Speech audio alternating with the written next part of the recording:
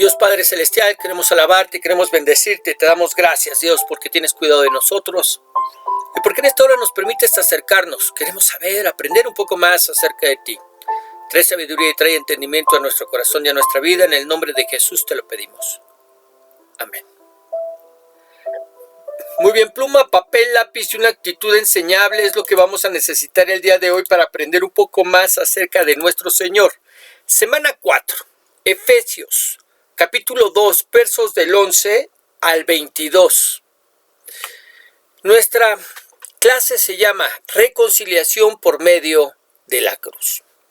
Y vamos a dar lectura a nuestro pasaje, Efesios capítulo 2, verso 11, que dice: Por tanto, acordaos de que en otro tiempo vosotros, los gentiles en cuanto a la carne, erais llamados sin circuncisión por la llamada circuncisión hecha con mano en la carne. En aquel tiempo estabais sin Cristo, alejados de la ciudadanía de Israel y ajenos a los pactos de la promesa, sin esperanza y sin Dios en el mundo. Pero ahora en Cristo Jesús, vosotros que en otro tiempo estabais lejos, habéis sido hechos cercanos por la sangre de Cristo. Porque Él es nuestra paz, que de ambos pueblos hizo uno, derribando la pared intermedia de separación, aboliendo en su carne las enemistades, la ley de los mandamientos expresados en ordenanzas, para crear en sí mismo de los dos un solo y nuevo hombre, haciendo la paz. Y mediante la cruz reconciliar con Dios a ambos en un solo cuerpo, matando en ella las enemistades. Y vino y anunció las buenas nuevas de paz a vosotros que estabais lejos y a los que estaban cerca. Porque por medio de él los unos y los otros tenemos entrada por un mismo espíritu al Padre. Así que ya no sois extranjeros ni advenedizos, sino conciudadanos de los santos y miembros de la familia de Dios, edificados sobre el fundamento de los apóstoles y profetas, siendo la principal piedra del ángulo Jesucristo mismo, en quien todo el edificio bien coordinado va creciendo para ser un templo santo en el Señor, en quien vosotros también sois juntamente edificados para morada de Dios en el Espíritu. Muy bien. Y después de habernos dejado claro que somos salvos por medio de la gracia a través de la fe, que por si fuera poco es un regalo de Dios, ahora Pablo se dispone a hacernos ver cómo es que somos el pueblo de Dios, un solo pueblo hecho de judíos y gentiles con los mismos derechos y obligaciones. Y todo esto por medio de la cruz. Vamos a comenzar. Efesios capítulo 2, verso 11, que dice: Por tanto, acordaos de que en otro tiempo vosotros, los gentiles en cuanto a la carne, erais llamados sin circuncisión por la llamada circuncisión hecha con mano en la carne. En aquel tiempo estabais sin Cristo, alejados de la ciudadanía de Israel y ajenos a los pactos de la promesa, sin esperanza y sin Dios en el mundo. Y Pablo comienza recordándonos cuál era nuestra condición antes de ser encontrados por Cristo. ¿Cuál? Dice, sin Cristo. Dos palabras que en realidad nos dicen mucho, pues estábamos alejados de formar parte del pueblo de Dios, de la ciudadanía de Israel. Pero eso no quiere decir que ahora somos judíos, no. Lo que quiere decir Pablo es que estábamos lejos de formar parte del pueblo de Dios como ahora lo somos, ajenos, desentendidos, sin participación alguna de los pactos de Dios. Pactos que tenemos que recordar que se hicieron, en su mayoría, con Israel en el Antiguo Testamento. Pero ahora participamos del último y más importante de todos, del pacto de salvación en Cristo. Dice, sin esperanza después de la muerte, no sabiendo lo que sería de nosotros con un ojalá y me vaya al cielo, pero sin contar con la seguridad de ir a Él, y sin Dios en el mundo, porque mire, aunque hay mucha gente que dice creer en Dios, la gran mayoría cree en un Dios que se encuentra en los cielos. Por lo tanto, aunque cree en Dios, está sin Dios en el mundo. Algo que con nosotros no sucede, pues creemos que Dios está con nosotros mientras estamos en el mundo, ya que forma parte de sus muchas promesas. Mateo 28:20 dice, y aquí yo estoy con vosotros todos los días hasta el fin del mundo. Pero Pablo me está diciendo, por favor, acuérdense que en otro tiempo ustedes, que son gentiles, que son llamados incircuncisos por los de la circuncisión, en ese tiempo, ¿cómo estábamos? Sin Cristo. ¿Qué quiere decir esto? Alejados de ser llamados pueblo de Dios, ajenos de formar parte del pacto de Dios, sin esperanza de la vida eterna y sin Dios en este mundo. Y ahora hace el contraste, pues dice en el verso 13, pero ahora en Cristo Jesús, vosotros que en otro tiempo estabais lejos, habéis sido hechos cercanos por la sangre de Cristo. Es decir, pero eso cambió. ¿Cómo? Gracias al sacrificio de Cristo y el derramamiento de su preciosa sangre, los que estábamos lejos, fuimos hechos cercanos. De manera que al poner nuestra fe en Cristo y por la gracia de Dios, fuimos hechos miembros de la familia celestial. No nos acercamos a Dios confiando en los ritos y sacrificios de una religión, como los judíos. Tampoco lo hicimos a través de creer en nuestros logros, en nuestro poder y posición, como muchos gentiles. No, nos acercamos por medio de la fe en Cristo. Y al haber hechos cercanos, dejamos de estar en el mundo sin esperanza. Pues ahora sabemos y estamos seguros que el día que partamos lo haremos para encontrarnos con Dios en los cielos. No es un quizás, no es un ojalá, no es un Dios quiera, sino que hay esa seguridad en nuestras vidas. Y no solo con Dios, sino que nos reuniremos con todos aquellos familiares, amigos y hermanos en la fe que se nos han adelantado. Los volveremos a ver y lo haremos para nunca más volvernos a separar. Mire, 1 Juan 5:13 dice, estas cosas os he escrito a vosotros que creéis en el nombre del Hijo de Dios, es decir, a los creyentes, a los que somos hijos de Dios, a los que hemos pasado de muerte a vida. ¿Sí? Estas cosas se nos han escrito ¿para qué? Para que sepamos que tenemos vida eterna y para que creamos en el nombre del Hijo de Dios. Para que sepamos que tenemos vida eterna, que tenemos vida eterna. Es segura esa vida eterna, es segura. Así que el día que partamos de este mundo no es un quizás, ojalá, un Dios quiera y vayamos al cielo. No, debemos estar seguros que el día que dejemos este cuerpo mortal, lo haremos para reunirnos con Dios en los cielos y con aquellos familiares, amigos y hermanos en la fe que se nos han adelantado. Muy bien, mientras piensas y te regocijas en esto, vamos a leer el siguiente comentario. Los judíos piadosos, los de la circuncisión, consideraban impuras todas las ceremonias de los gentiles, los de la incircuncisión. Se autoconsideraban puros y limpios debido a su herencia nacional y sus ceremonias religiosas. Pablo subraya que tanto gentiles como judíos son impuros delante de Dios y que necesitan que Cristo los limpie, a fin de entender cuán grande es el regalo de esta salvación. Necesitamos recordar nuestra antigua naturaleza, la condición impura. ¿Alguna vez se ha sentido separado, excluido, sin esperanzas? Estos versículos son para usted. Ninguno está separado del amor de Dios ni del cuerpo de creyentes. Muy bien, verso 14.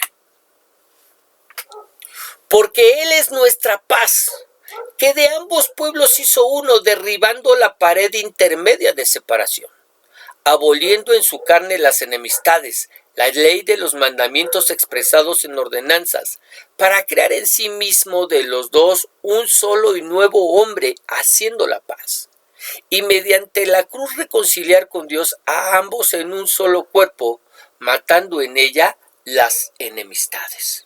Ok, lo primero que Pablo nos enseña es que Cristo es nuestra paz. Por eso dice, porque Él es nuestra paz. Paz para con Dios y paz para con los hombres.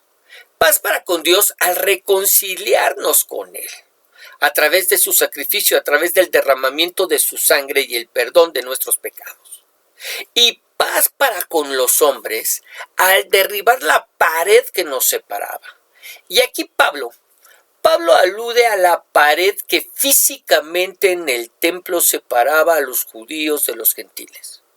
Una pared que no se debía pasar.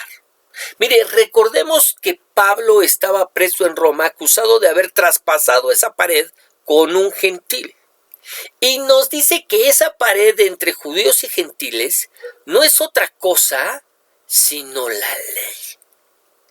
Por eso dice, aboliendo en su carne las enemistades, la ley de los mandamientos expresados en ordenanzas.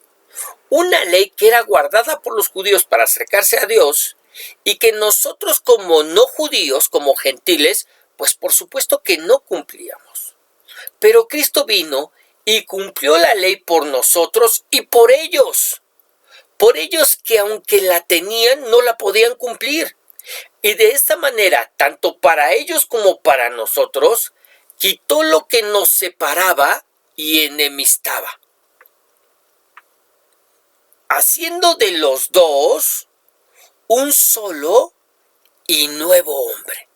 Por eso dice, para crear en sí mismo de los dos un solo y nuevo hombre, haciendo la paz. No es que ahora nos hizo judíos, no. De judíos y gentiles hizo un solo y nuevo hombre. Y es curioso, pero los creyentes del primer siglo creían que pertenecían a una nueva raza. Mejor que los gentiles y mejor que los judíos. Como si se pudieran fundir dos metales preciosos y el resultado fuera uno mucho mejor. Los cuales fuimos puestos en un solo cuerpo que es su iglesia. No en el judaísmo y tampoco en el humanismo, sino en la iglesia que es su cuerpo. Por eso dice, y mediante la cruz reconciliar con Dios a ambos en un solo cuerpo, que es la iglesia, matando en ella, en la iglesia, las enemistades. Lo que quiere decir que al ser y pertenecer a la iglesia de Cristo, no debería haber enemistades entre nosotros. Pero ¿qué pasa con todas esas iglesias en las que sí las hay? Donde los ricos no se juntan con los pobres. Donde los estudiados no se juntan con los ignorantes. Donde los blancos no se juntan con los de color. Donde se siguen haciendo diferencias. Donde pareciera que se nos ha olvidado que somos uno en Cristo. ¿Qué pasa? Bueno, quizás aunque tienen el nombre de iglesia, en realidad no lo son, porque de serlo, pues serían uno. Lo que debe hacernos recordar la oración del Señor en Juan 17. Juan 17:11 dice, ya no voy a estar por más tiempo en el mundo, pero ellos están todavía en el mundo y yo vuelvo a ti. Padre Santo, protégelos con el poder de tu nombre, el nombre que me diste, para que sean uno, lo mismo que nosotros, para que sean uno. Una oración que él mismo hizo sabiendo que a través de su sacrificio se cumpliría. Y que debería llevarnos a preguntarnos, ¿somos uno? ¿En realidad somos uno? Ahora pregúntate, ¿somos de los que unimos o separamos? Ahora en particular, ¿eres de los que unen o de los que separan? En lo que lo piensas, vamos a leer un par de comentarios. El primero: hay muchas barreras que pueden separarnos de otros cristianos. Edad, apariencia, inteligencia, inclinación política, nivel económico, raza, perspectivas teológicas. Hago una pausa aquí, porque este comentario tiene mucha razón. Hay cosas que a veces creemos que nos separan a unos de otros. Podemos creer que la edad nos separa, que hay iglesias de viejos, hay iglesias de no tan viejos, hay iglesias de jóvenes. Y esto no es verdad. La iglesia está conformada por hombres y mujeres de todas las edades. En segundo lugar, la apariencia. Vivimos en un tiempo en que se le da un excesivo valor e importancia a la apariencia. Como te ven, te tratan, decimos. De tal manera que nos separamos por la apariencia. Los bonitos de los feos, nos separamos. ¿Sí?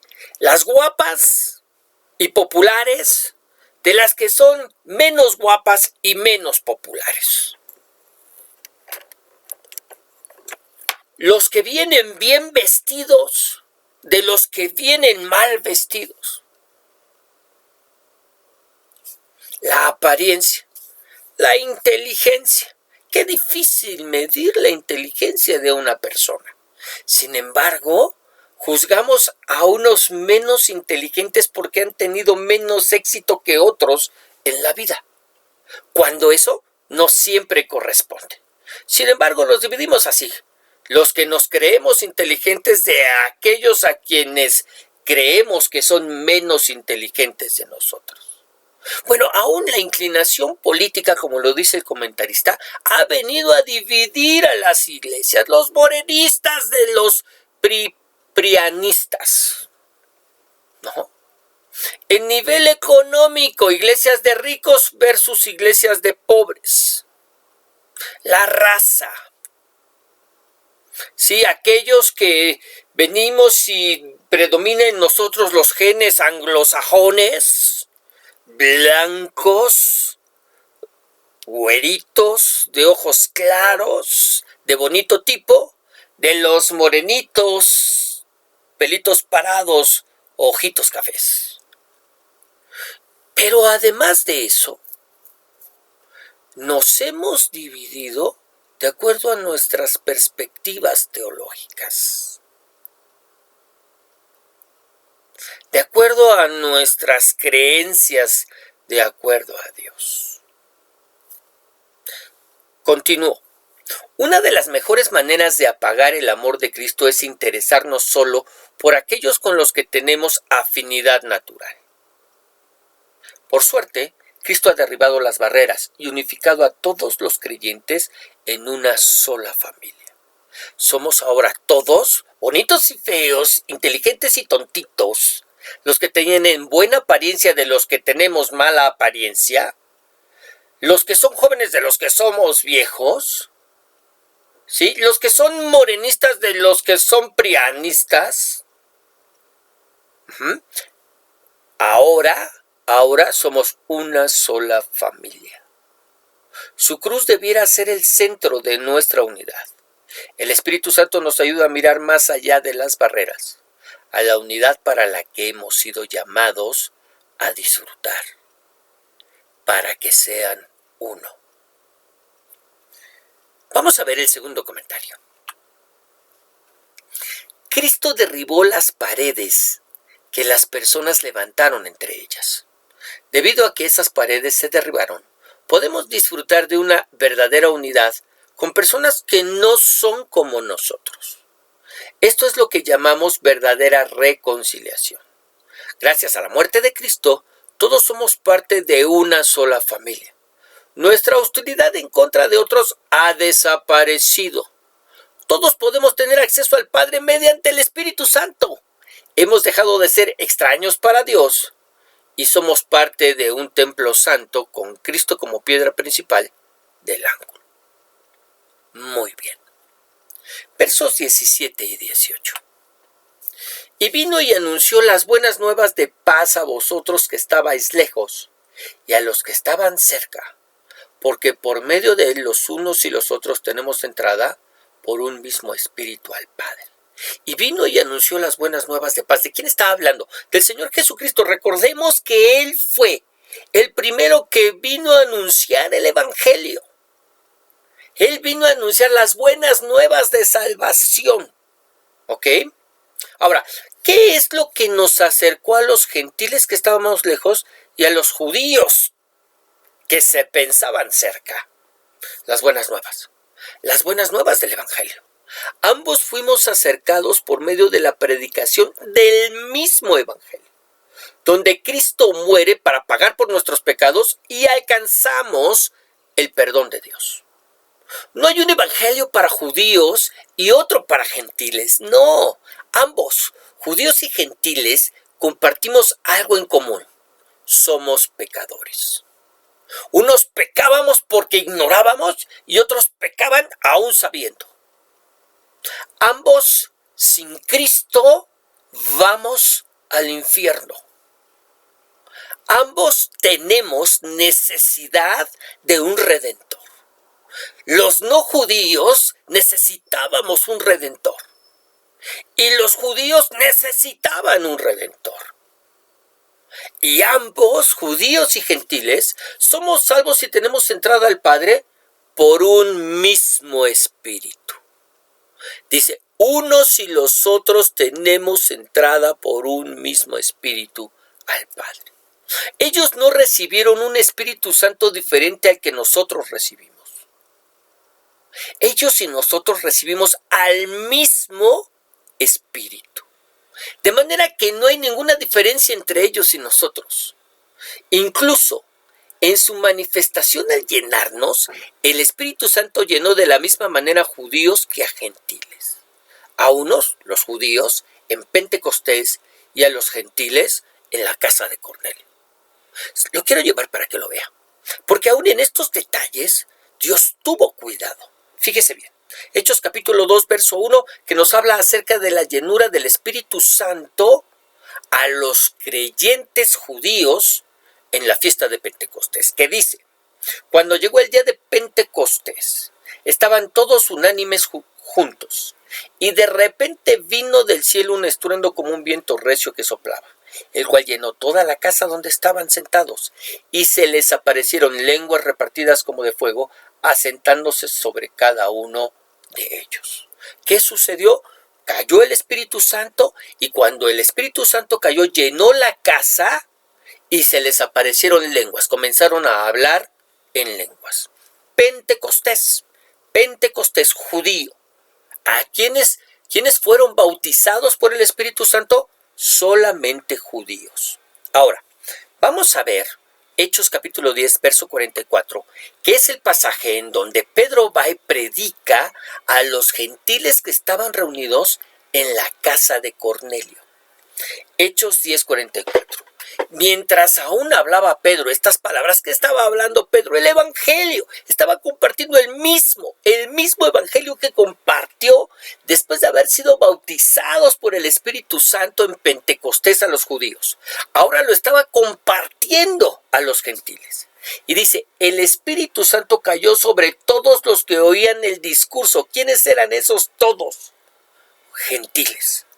Y los fieles de la circuncisión judíos que habían venido con Pedro se quedaron atónitos de que también palabra subrayar en nuestras Biblias, también sobre los gentiles se derramara el don del Espíritu Santo, porque los oían que hablaban ¿cómo? En lenguas de la misma manera que ellos y que magnificaban a Dios.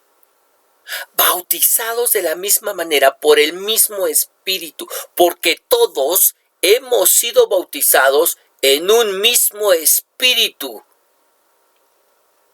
En un mismo, no uno distinto, no uno diferente. No hay cristianos de segunda que tienen un espíritu inferior, de ninguna manera. Todos en un mismo espíritu. Verso 19. Así que, por lo tanto, ¿verdad?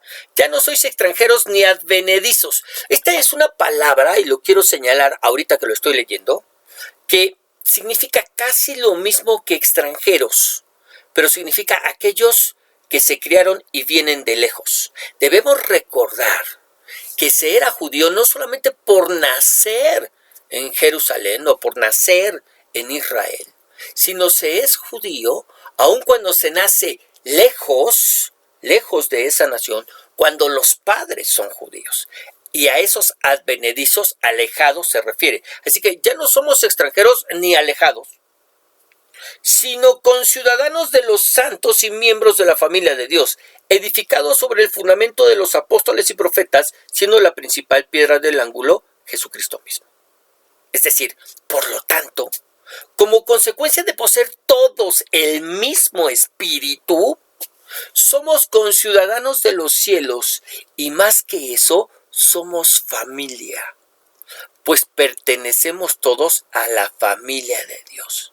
Es decir, no somos parientes, no somos paisanos. A eso se refiere con conciudadanos de los cielos. No solo somos paisanos, sino que somos familia. Somos miembros de la familia de Dios. Y es como cuando se hacen pruebas de ADN para ver quiénes son o no familiares. Nosotros tenemos el mismo espíritu, el mismo ADN. Por lo tanto, somos todos miembros de la misma familia. Y todos somos edificados sobre el mismo fundamento. ¿Cuál? El de los apóstoles y el de los profetas.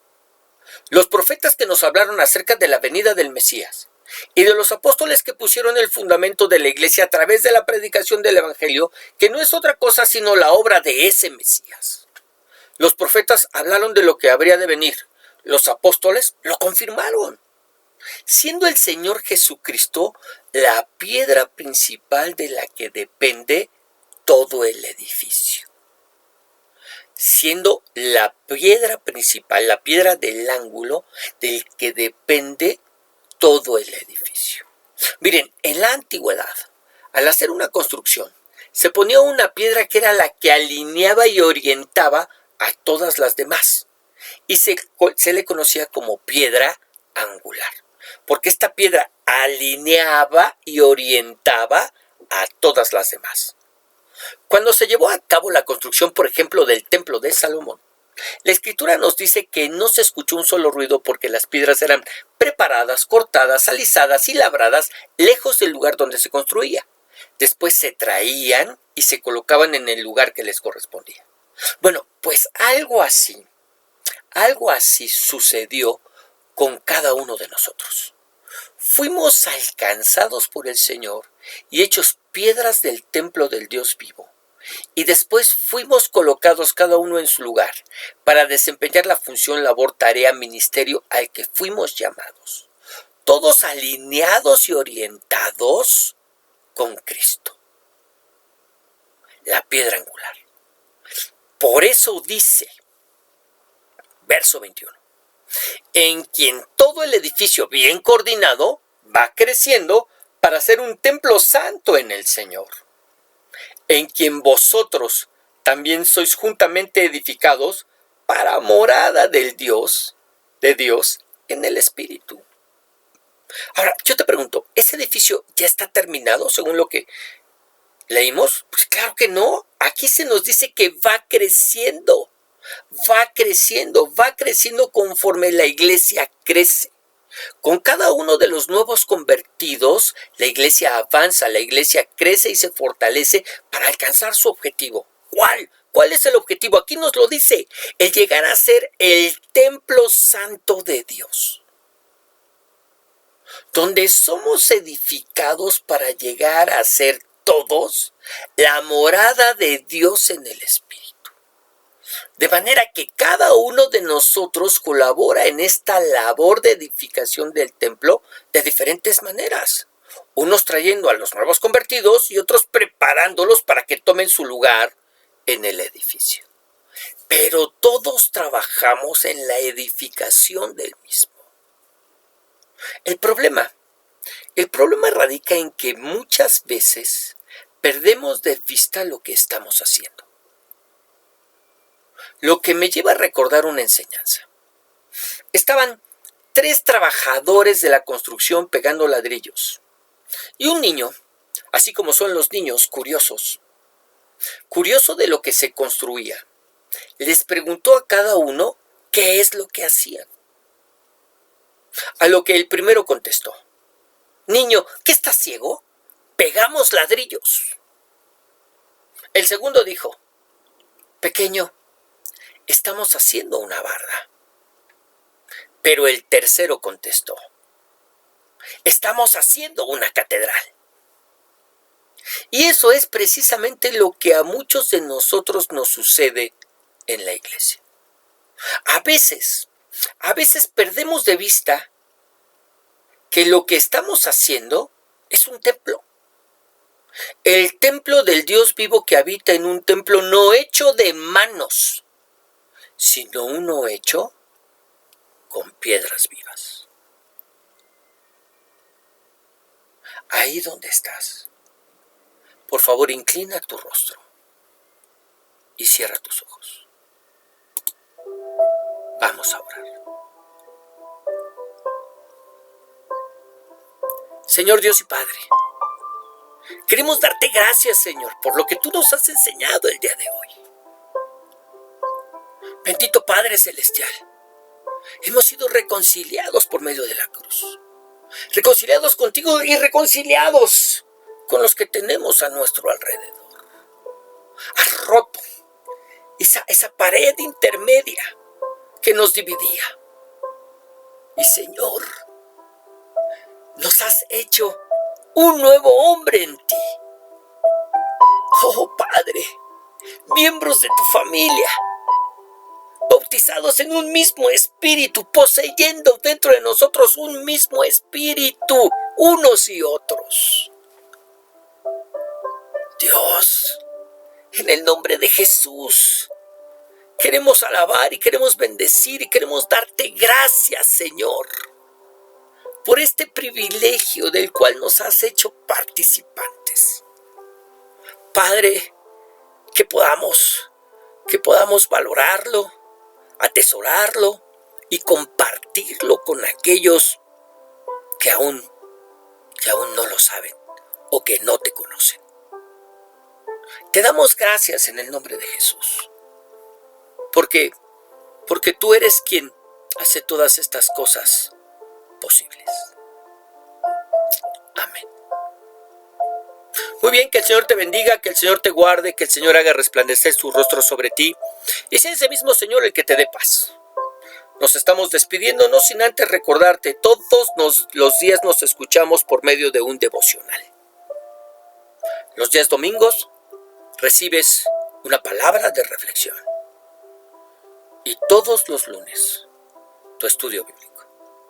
En verdad esperamos que sean de bendición y que te ayuden a tomar tu lugar en el cuerpo. Bendiciones.